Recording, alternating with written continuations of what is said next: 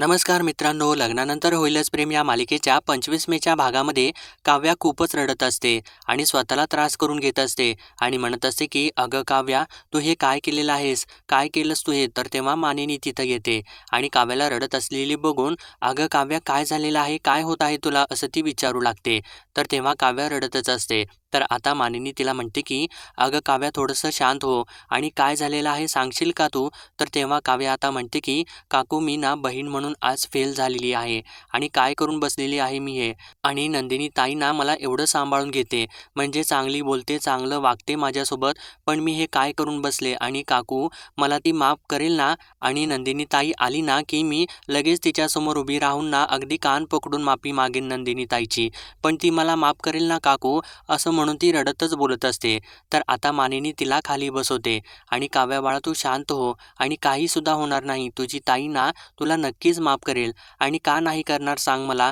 तू फक्त एकदा शांतपणाने बोलतेस का तिच्यासोबत, मग होईल ना सगळं काही नीट. आणि आपली नंदिनी किती गोड आहे तुला माहिती आहे ना, आणि तिचं मन मोठं आहे, तू तिची लाडकी बहीण आहेस, मग ना ती तुला नक्कीच माफ करेल आणि सगळं काही नीट होईल, तू शांत हो, असं म्हणून तिला खूप शांत करायचा प्रयत्न करत असते. तर आता काव्या रडतच असते आणि रडत रडत ती मानिनीला मिठीच मारते आणि मानिनी सुद्धा एकदम आईप्रमाणेच तिला शांत करू लागते. आणि आता ती मनातल्या मनात बोलू लागते की म्हणते की नक्की काय झालं असेल काव्याला.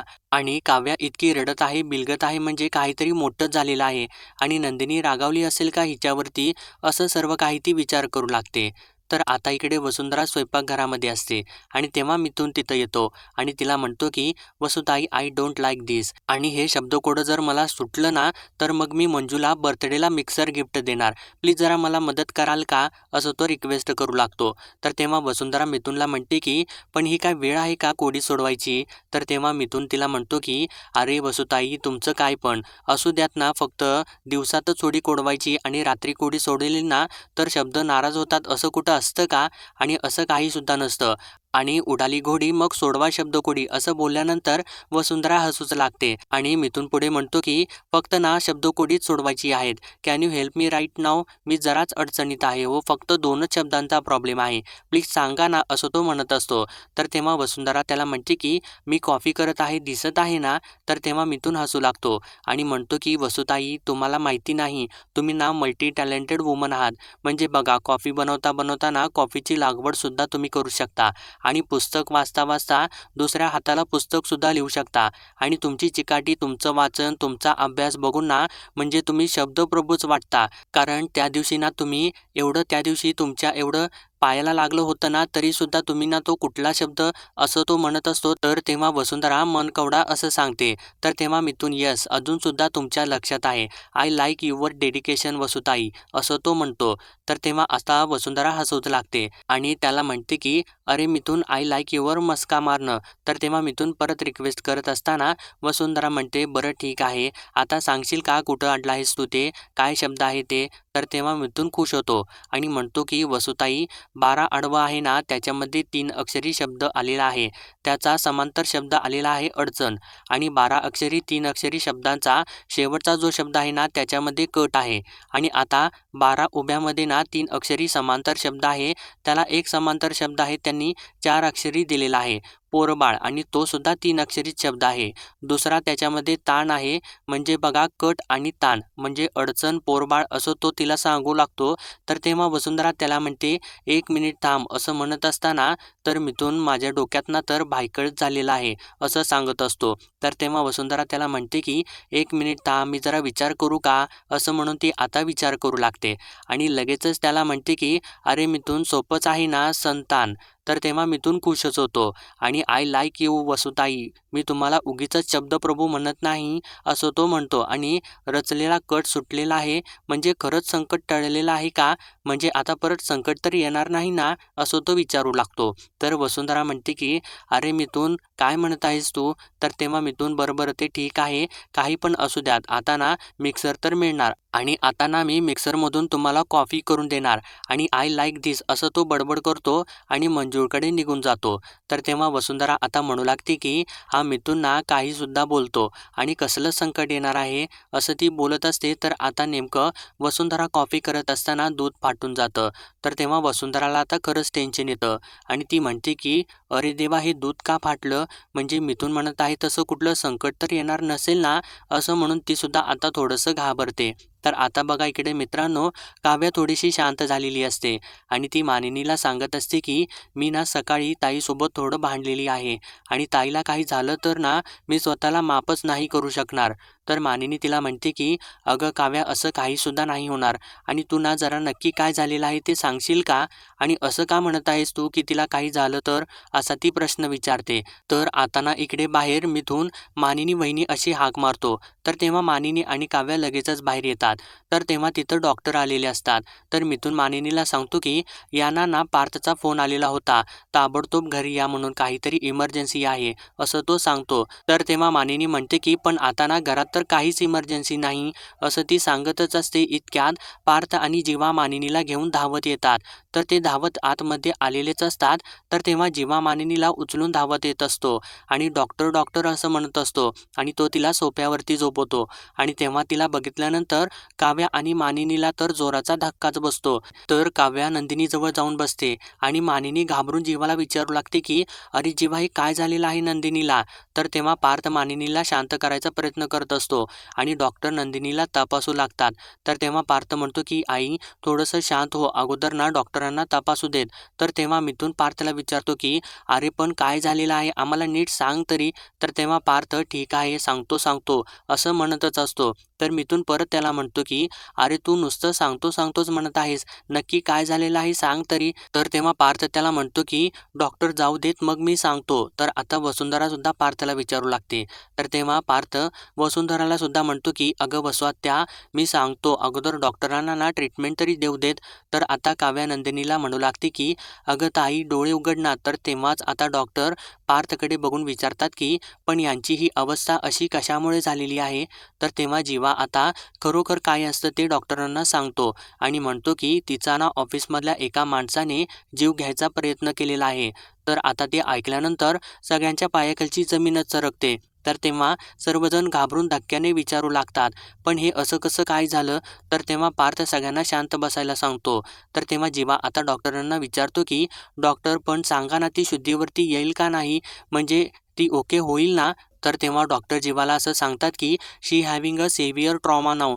तर असं सांगितल्यानंतर सगळ्यांना जोराचा धक्काच बसतो आणि डॉक्टर पुढे बोलतात की त्यांना प्रचंड मानसिक ताण आलेला आहे आणि मी आता त्यांना इंजेक्शन दिलेलं आहे, प्रिस्क्रिप्शन फोनवरती पाठवून देते आणि गोळ्या तेवढ्या आणा आणि उपाशी पोटी ना गोळ्या देऊ नका असं सांगून डॉक्टर आता तिथून निघून जातात. तर तेव्हा जीवा मानिनीला म्हणतो की आई, मी नंदिनीला ना बेडरूममध्ये घेऊन जातो असं म्हणून तो परत तिला उचलतो आणि बेडरूममध्ये घेऊन जाऊ लागतो. तर तेव्हा काव्यासुद्धा त्याच्याबरोबर जाऊ लागते. तर आता मानिनी आणि बाकी सर्व पार्थला थांबवतात आणि त्याला म्हणतात की पार्थ, आता तरी सांगशील का नक्की काय झालेलं आहे ते? आणि असं कसं कोण करू शकतं? असं ती बोलू लागते. तर तेव्हा मिथून पार्थला म्हणतो की पार्थ, मी काय म्हणत आहे की पण आपण पोलीस कंप्लेंटच करूयात. तर मानिनी हो हो, प्रश्नच नाही, आणि तुम्ही जरा ना यांना फोन करून सांगाल का? असं ती मिथूनला म्हणत असते. तर तेव्हा पार्थ म्हणतो की नाही, नको, बाबांना ना फोन करायला नको, कारण ते उगीचच टेन्शन घेतील.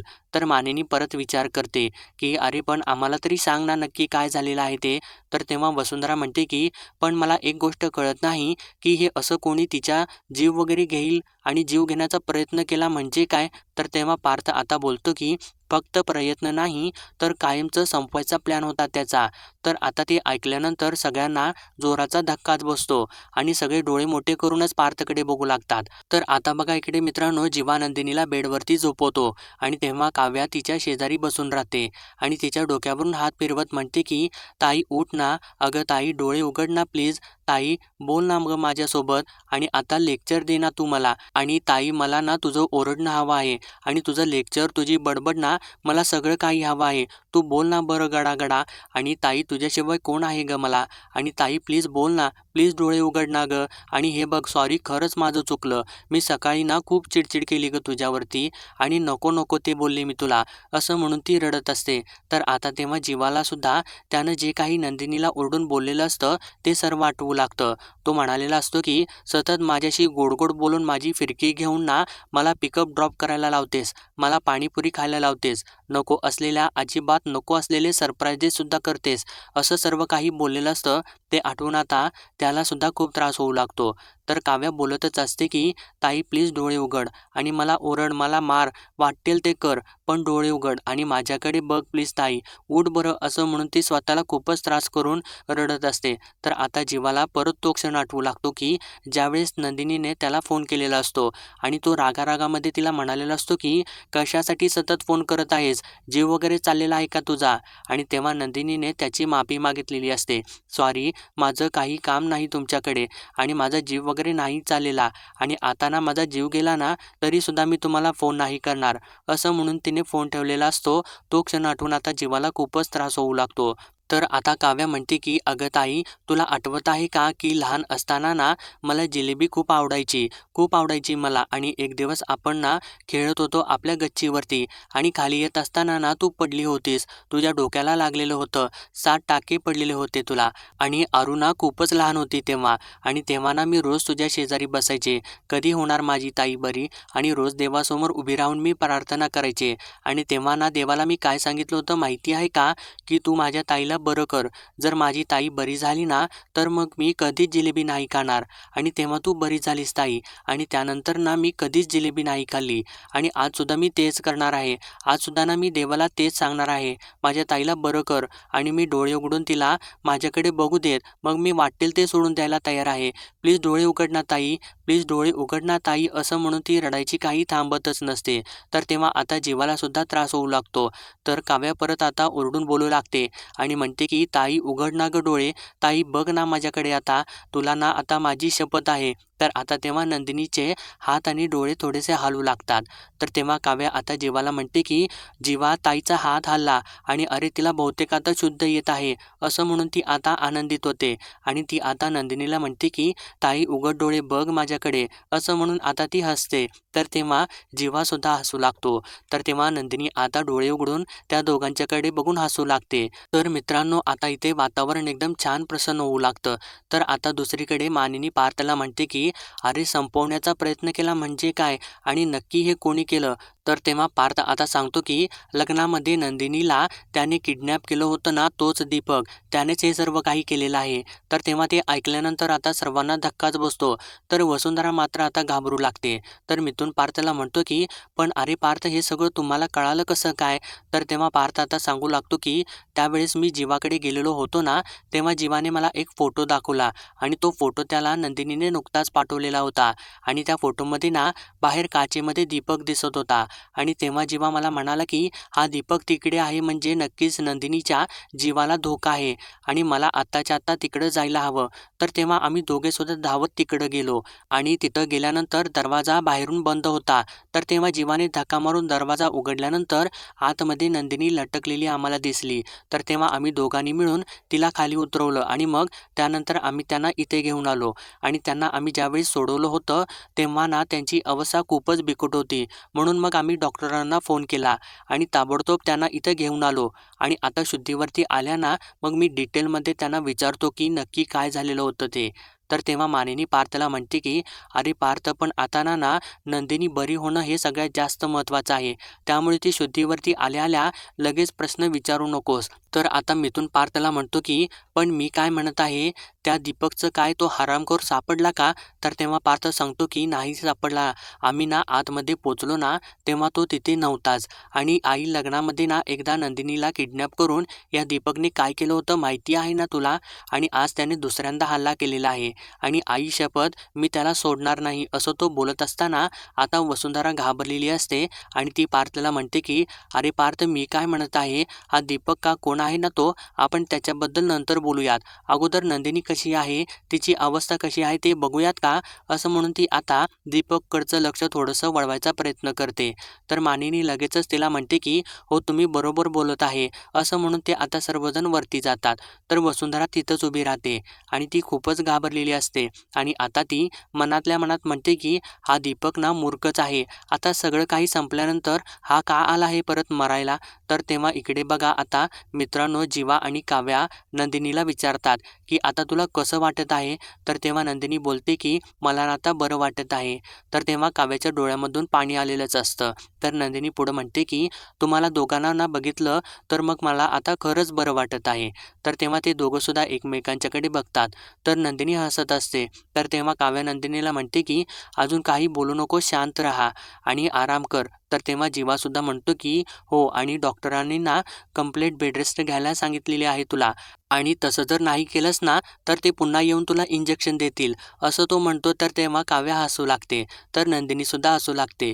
तर आता जीवा खूप सिरियस होतो आणि नंदिनीला आय एम सॉरी नंदिनी असं बोलतो आणि पुढं म्हणतो की बरेचदा ना आपण आपल्या आजूबाजूच्या माणसांना ना गृहीत धरत असतो, बाहेर जाताना त्यांना सांगून जात नाही, त्यांचे कॉल्स कट करतो. बरेचदा आपलं शेवटचं बोलणं ना हे भांडणच असतं आणि आपण ना भांडणं आपसुकच मिटण्याची वाट बघत राहतो आणि मिटवण्याचा प्रयत्नसुद्धा करत नाही. आज मी सुद्धा ना तेच केलं, सॉरी असं तो परत म्हणतो. आणि पण मी ना तुला प्रॉमिस करतो की यापुढे ना कधीच तुझा फोन मी कट नाही करणार, प्रॉमिस, खरोखरच प्रॉमिस. आणि तेव्हा काव्यसुद्धा आता तिला म्हणू लागते की हो, मी सुद्धा ना कधीच तुझ्या डोळ्यावरती दार नाही बंद करणार. तर तेव्हा जीवा परत म्हणतो की आणि मी ना अक्रोडची स्मूदीसुद्धा आवडीने पीत जाईन. तर तेव्हा काव्या म्हणते की काढा तो ना तू रोज ना दिलास ना तुझ्या हातचा तरीसुद्धा मी तो नाही म्हणणार नाही. तर तेव्हा नंदिनी हसूच लागते. तर तेव्हा जीवा आणि काव्या दोघे एकत्रच अचानकपणे बोलतात की कधीच तुझ्यावरती ओरडणार नाही. आणि तेव्हा ते एकमेकांच्याकडे बघतात. तर आता नंदिनी हसत असते आणि म्हणते की बास आता, कारण मला ना आता खूप हसता सुद्धा येत नाही. तर तेव्हा काव्या बरोबर ठीक आहे, असू देत असं म्हणून तिच्या डोक्यावरून हात फिरवू लागते. तर आता ते सर्वजण तिथं येतात आणि मानिनी नंदिनीला विचारते की काय ग हसत आहेस, म्हणजे आता बरं वाटत आहे का तुला. तर तेव्हा नंदिनी हो बरं आहे असं सांगते. तर तेव्हा आता पार्थसुद्धा थँक गॉड असं म्हणतो. तर तेव्हा वसुंधरा आता नंदिनीला काळजीनं म्हणते की आणि आता ना तू आराम करायचा आहेस, कुठे सुद्धा बाहेर जायचं नाहीस. तर तेव्हा मिथून नंदिनीला म्हणतो की Nandini I like your spirit, अरे आता ना तुला बरं वाटणारच आहे. म्हणजे बघा ना, नवरा हाताशी, बहीण उशाशी आणि आईसारखी सासू रोज काळजी घेत आहे, विचारपूस करते, मग ना अजून काय पाहिजे. आणि वहिनी मी तुम्हाला सांगतो, आपली नंदिनी ना फायटर आहे, 2-3 दिवसात बरी होणार. आणि उलट ना मी तर म्हणतो की 2-3 आंबे आणतो आणि कापून खायलाच घालतो, म्हणजे लगेच घटकन अभ्यास आणि पटकन पास, असं तो बोलल्यानंतर आता सर्वजण हसूच लागतात. तर तेव्हा मानिनी मिथुनला म्हणते की हो हो ठीक आहे, पण आता ना तिला जरा आराम करू देत.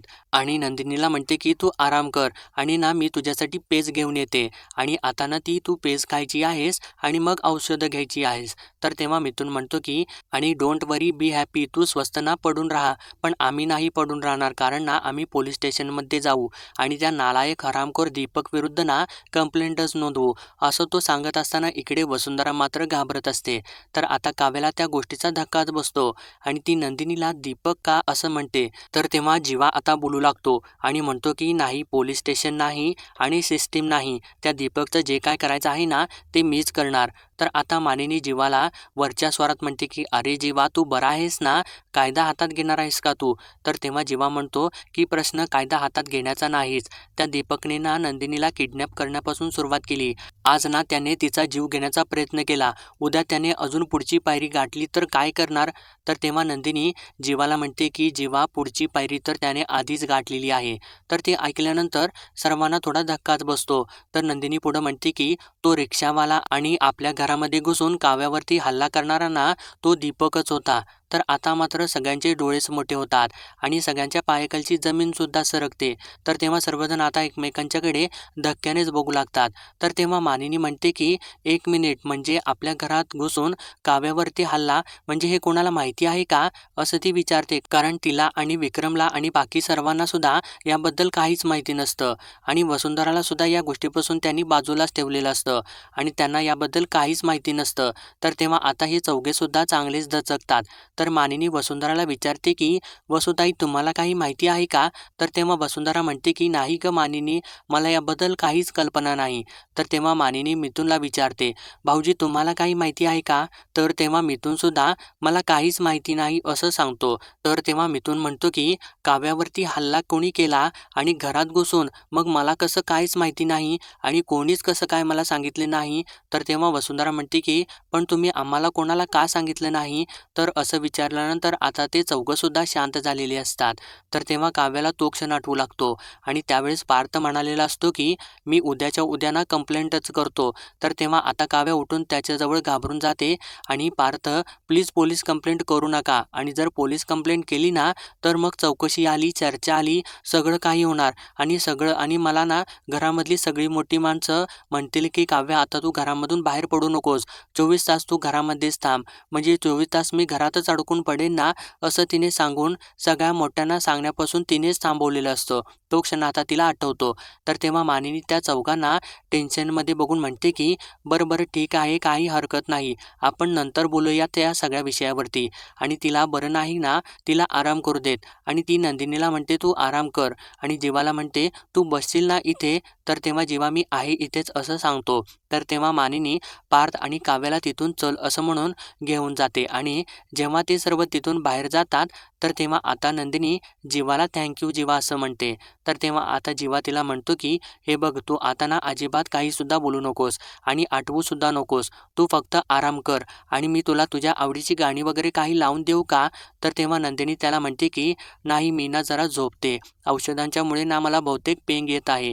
तर तेव्हा जीवा म्हणतो ठीक आहे, तू झोप आणि त्यामुळे ना फुकटचा जो टॉक टाईम आहे ना तुझा, तो तरी वाचेल असं म्हणून तो हसतो. तर तेव्हा नंदिनीसुद्धा त्याच्याकडे बघून स्माईल करते आणि ती झोपी जाते.